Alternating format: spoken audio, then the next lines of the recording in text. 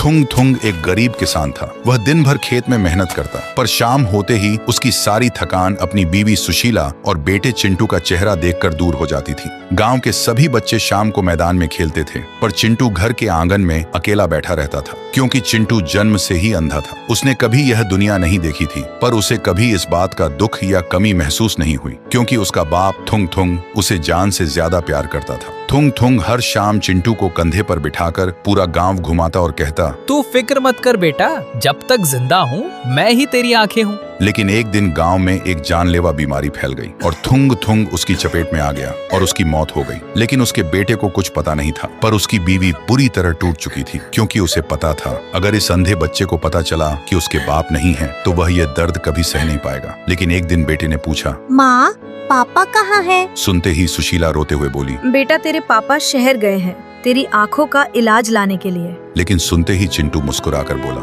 माँ आप झूठ क्यों बोल रही हो?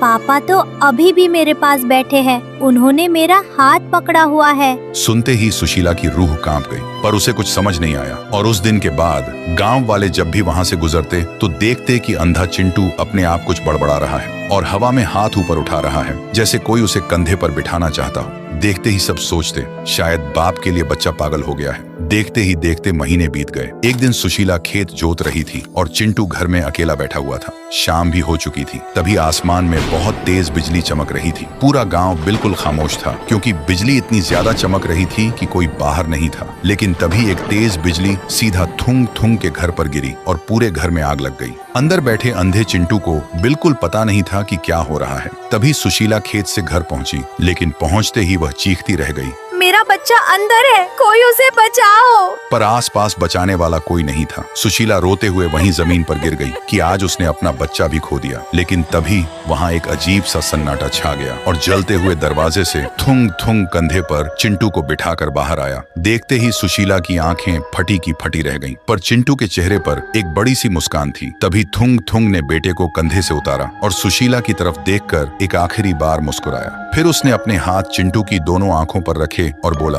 मैंने कहा था ना बेटा, जब तक जिंदा हूँ मैं तेरी आंखें हूँ, और आज अपनी आंखें तुझे देकर जा रहा हूँ। इतना कहते ही थुंग थुंग की रूह धीरे धीरे हवा में बिखरकर हमेशा के लिए गायब हो गई। सुशीला सदमे में थी, लेकिन तभी चिंटू ने अपनी आंखें खोली और इस दुनिया में पहली बार अपनी माँ का चेहरा देखा। देखते ही उसकी आंखों से आंसू बहने लगे। फिर वह मासूमियत से बोला, माँ आपने बोला था ना पापा मेरी आँखों का इलाज लेने गए हैं, देखो वो इलाज ले आए। तो दोस्तों, एक पिता अपनी सांसें हार सकता है, पर अपने बच्चे से किया वादा नहीं। इस सच्चे प्यार के लिए एक लाइक तो बनता है।